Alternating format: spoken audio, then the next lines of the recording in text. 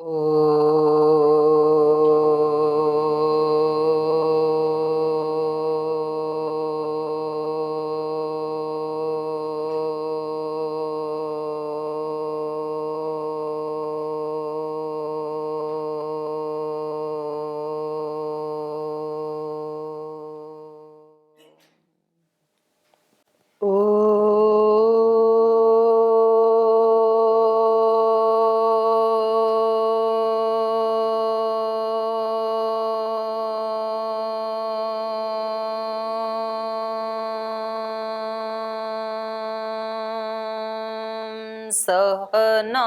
सहनावतु सहनौ भुनक्तु सह वीर्यं करवावहै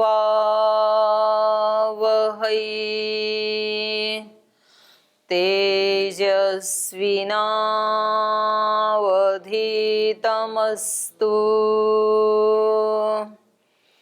मा विद्विषावहै।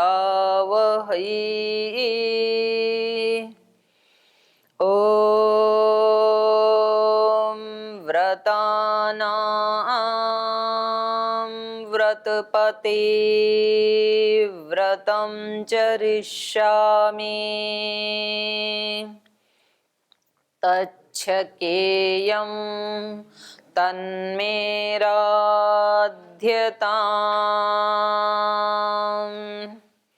इदमहमनृतात् सत्यमुपैमि।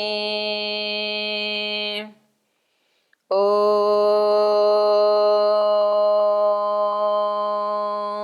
शान्ति शान्ति शान्तिः।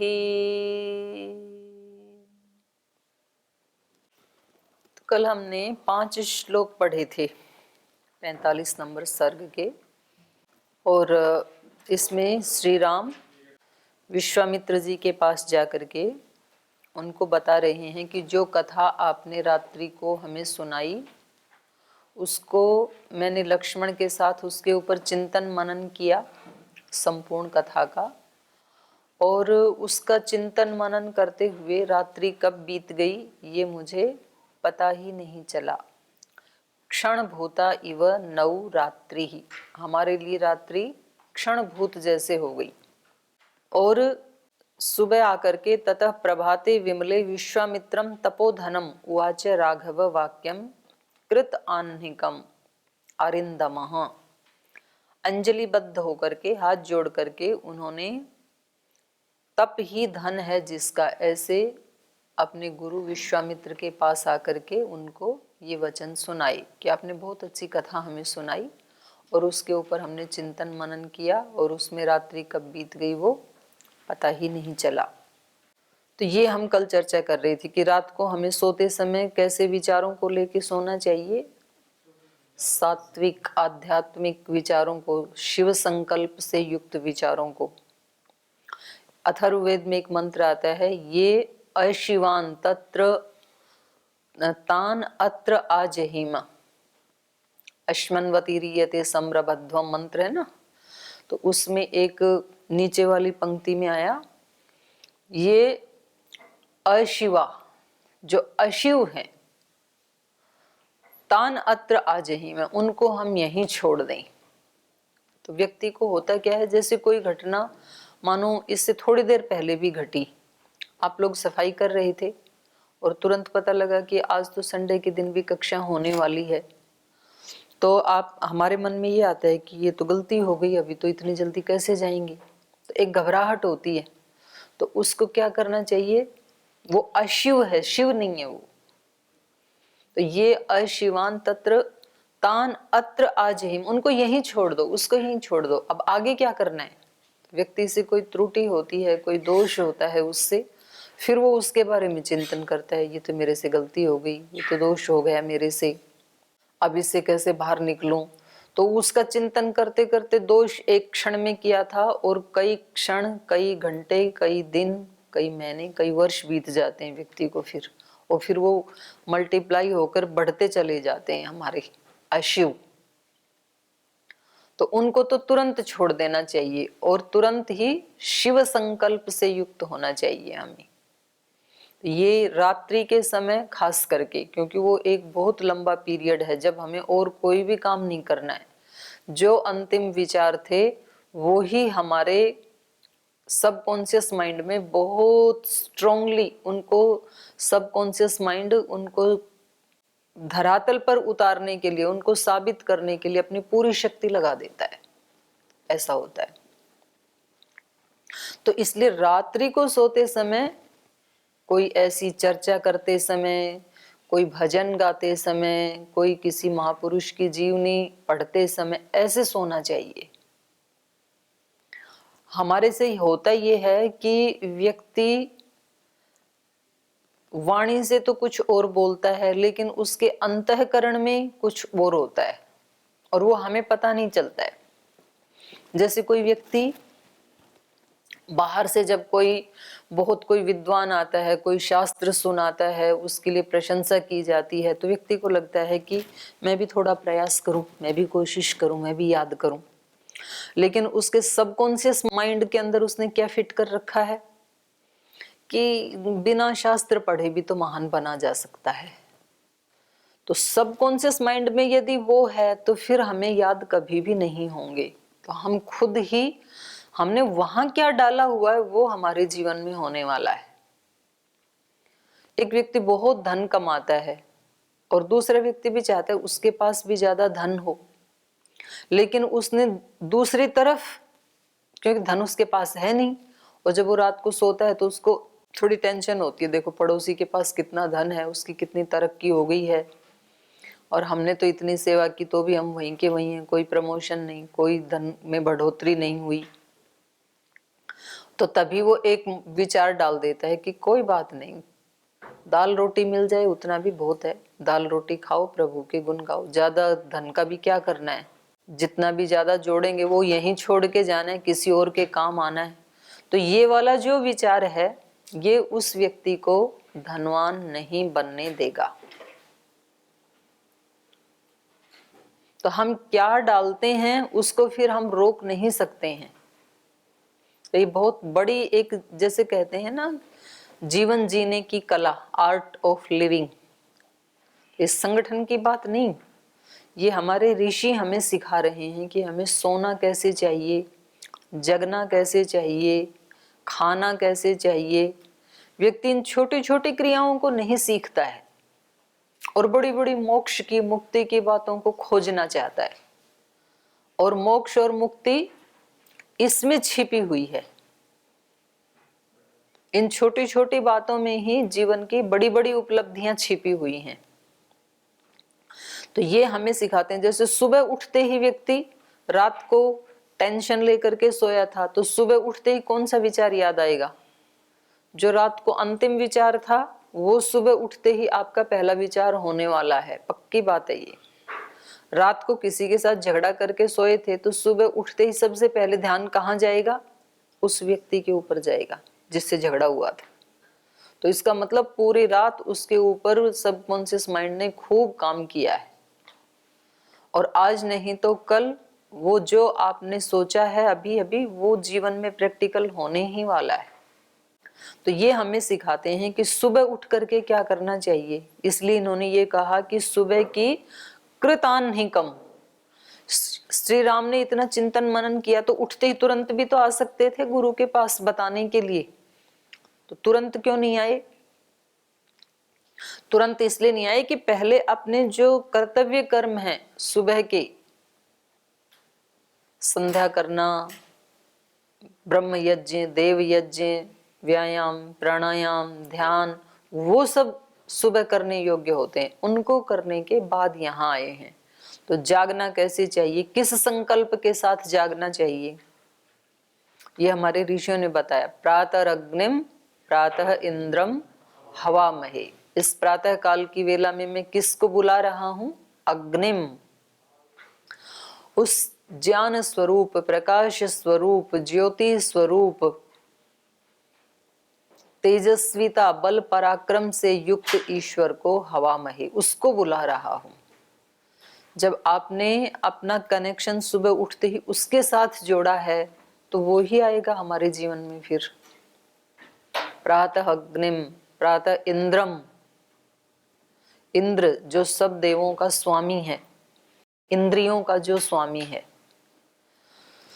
तो ये जो जागरण के मंत्र हैं, ये जो सोने के मंत्र हैं, ये लाइफस्टाइल है, ये जीने की कला है, आर्ट ऑफ लिविंग है। कैसे जीना चाहिए, कैसे सोचना चाहिए, कैसे जगना चाहिए, कैसे खाना खाना चाहिए।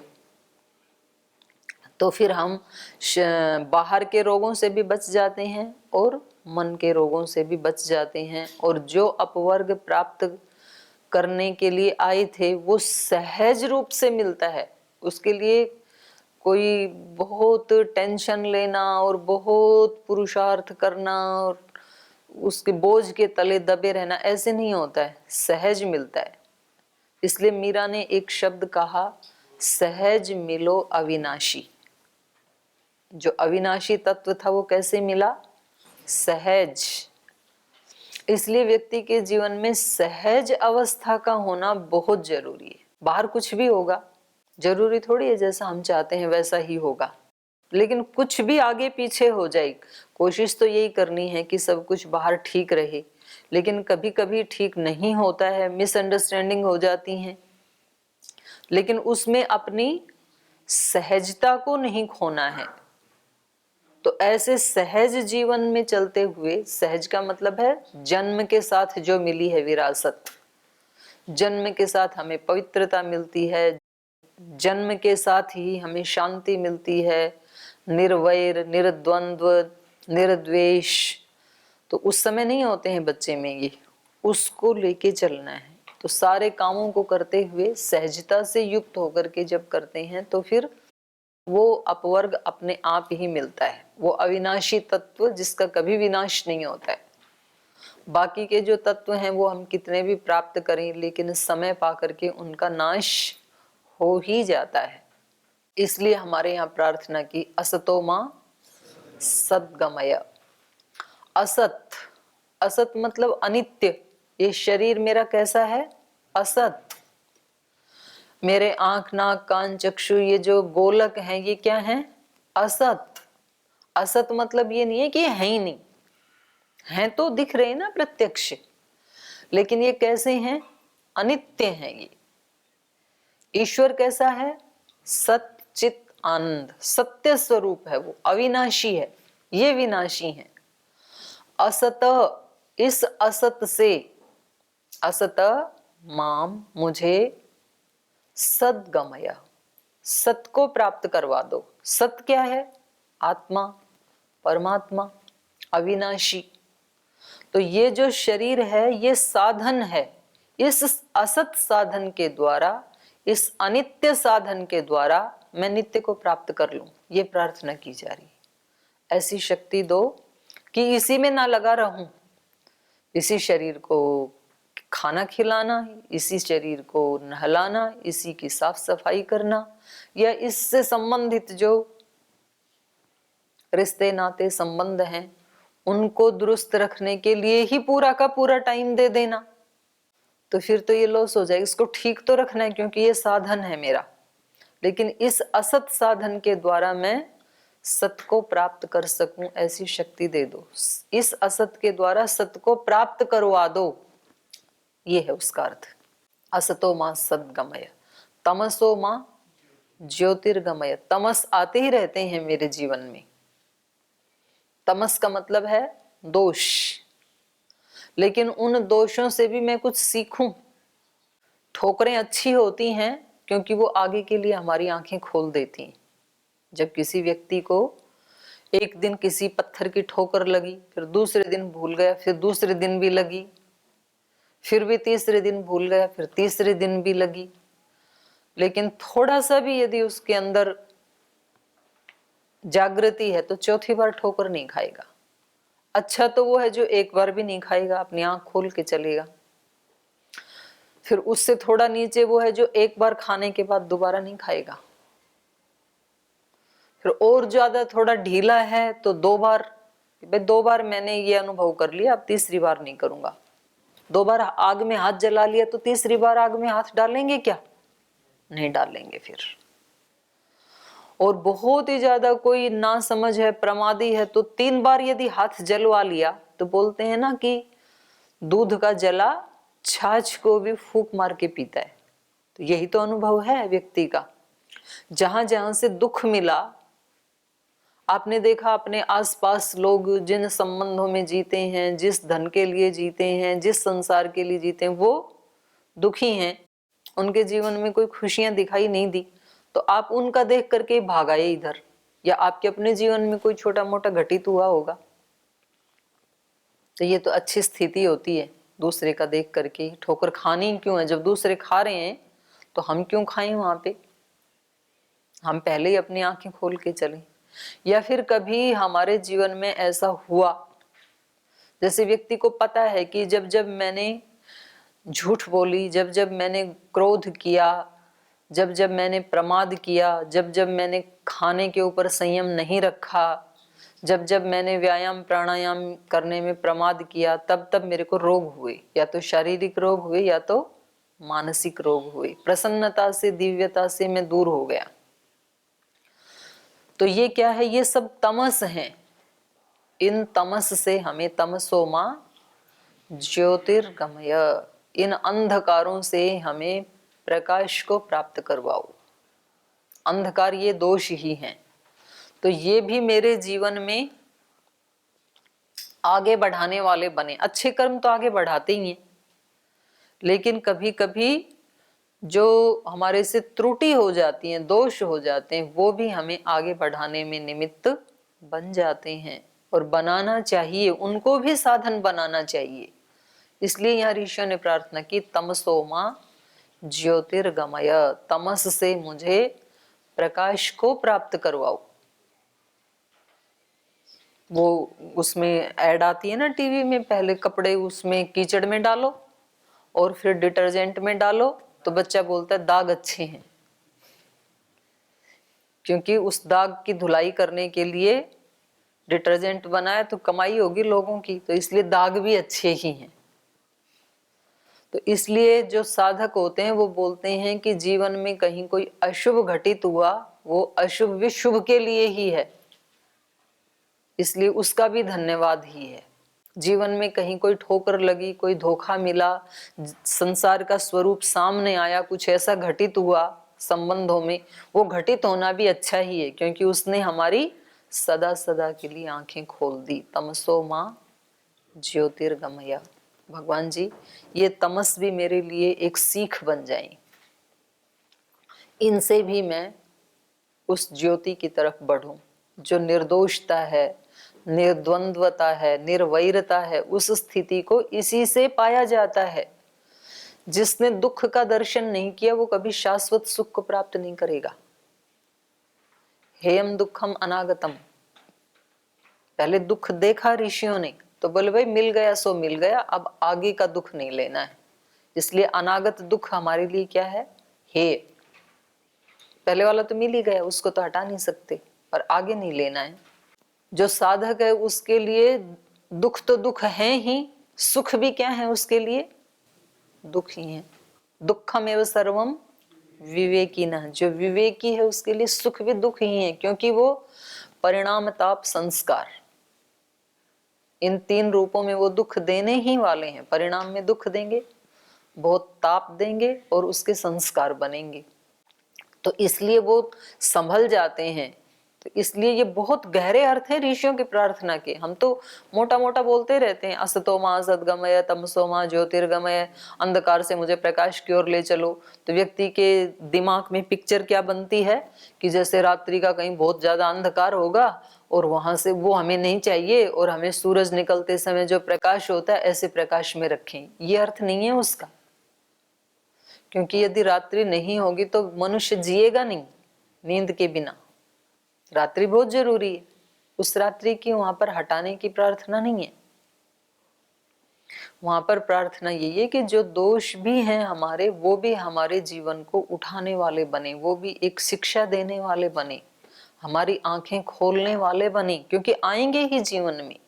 तमस आते ही हैं हर व्यक्ति के जीवन में, क्योंकि अज्ञान के संस्कार कहाँ जाएंगे हमारे, अविद्या के संस्कार कहाँ जाएंगे। प्रमाद आता ही है, लेकिन वो बहुत कुछ सिखा के भी जाता है, पर हमें सीखने के लिए तैयार हो तब सिखाता है वो, नहीं तो नहीं सिखाता।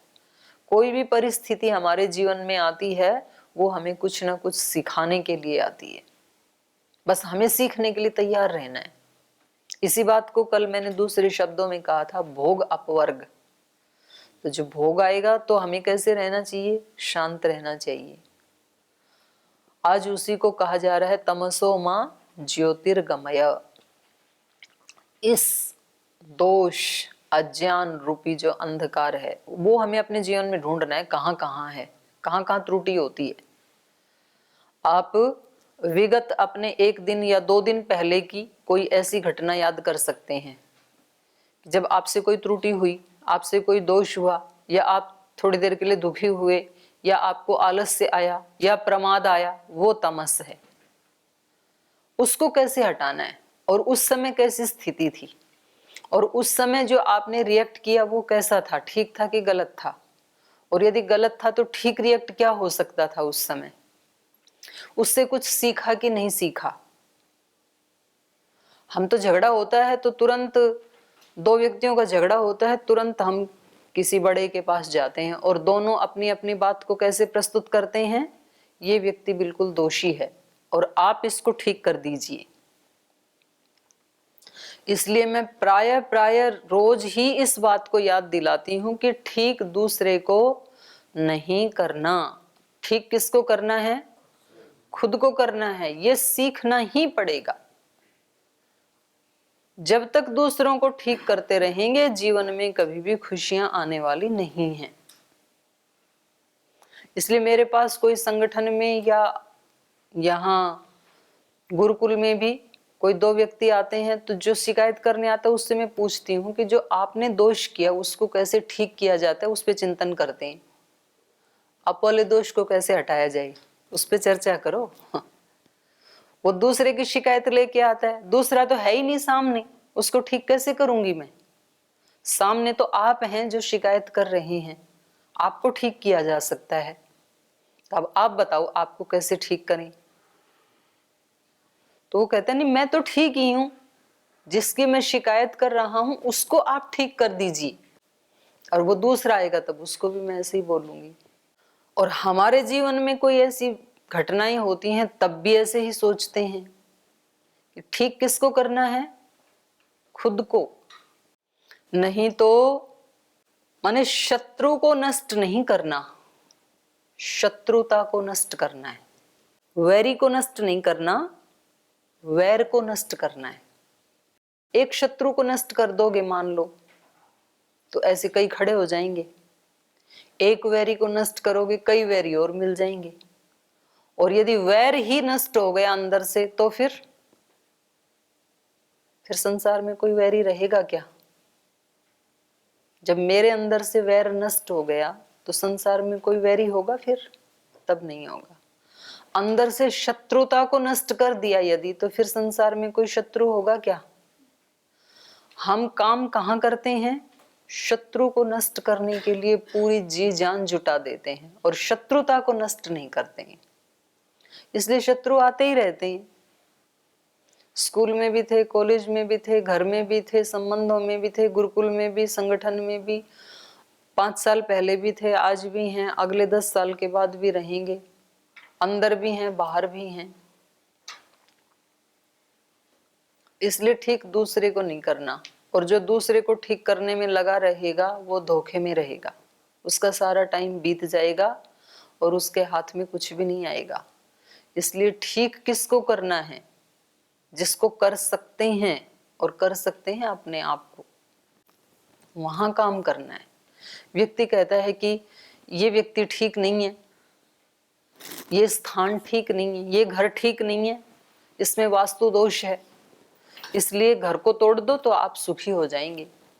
लोग घर को तोड़ने में लगे हुए हैं। बोले ये प्रभारी ठीक नहीं है, इस प्रभारी को, राज्य प्रभारी को हटा दो, फिर हम सुखी हो जाएंगे। फिर दूसरा आता है, तब भी राज्य प्रभारी कहते हैं ये जिला प्रभारी ठीक नहीं है, यदि मैं इसको चेंज कर दूं तो फिर मेरे को कोई दिक्कत नहीं है। वो जिला प्रभारियों को चेंज करने में लगा हुआ है।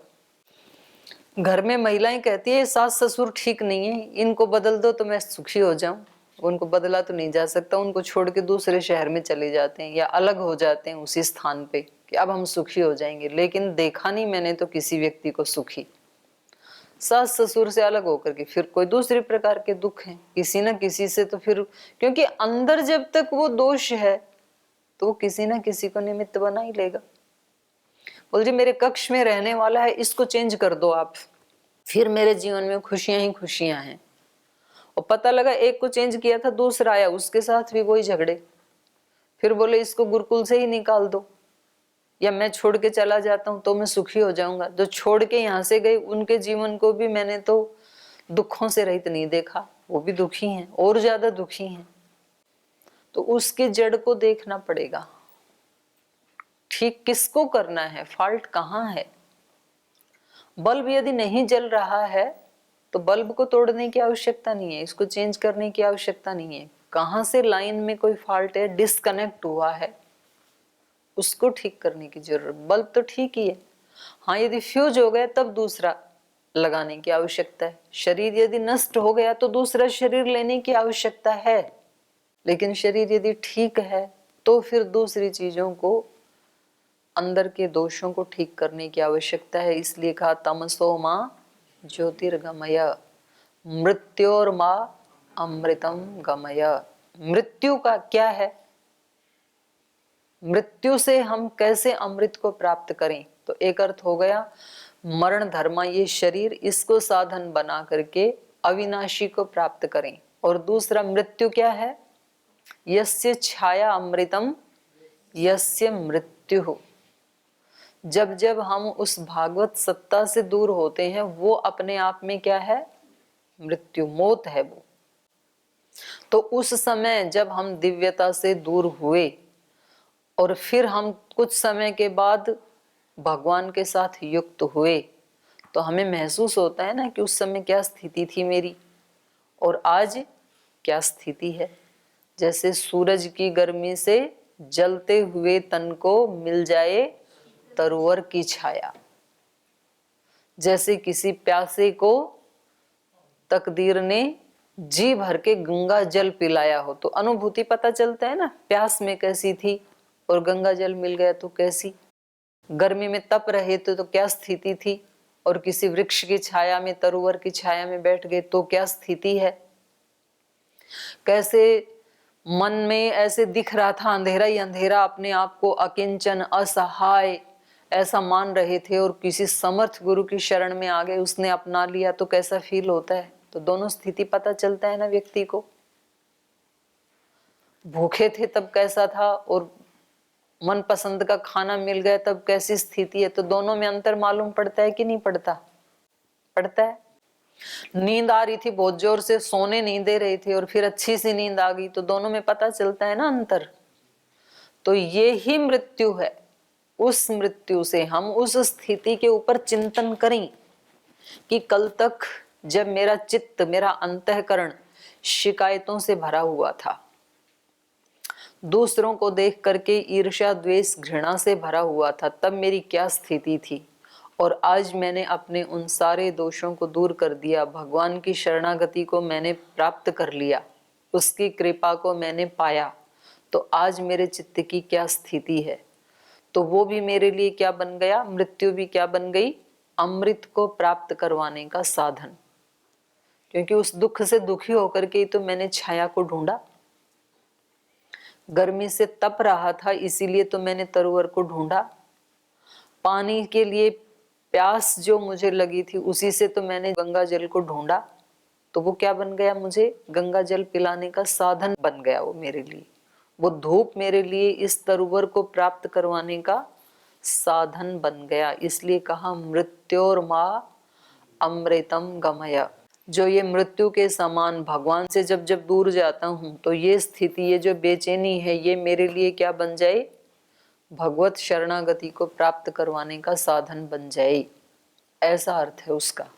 तो यहाँ श्री राम अपने सारे कर्तव्य कर्मों को निपटा करके और फिर गुरु के पास आए हैं और उनको बता रहे हैं कि हमने आपने जो कथा सुनाई थी वो हमने निखिलेन संपूर्ण रूपेण पूर्ण रूप से हमने उसके ऊपर चिंतन मनन किया। तो यहाँ तक हमने पढ़ा था। आपका कोई प्रश्न है पीछे के पाठ में से?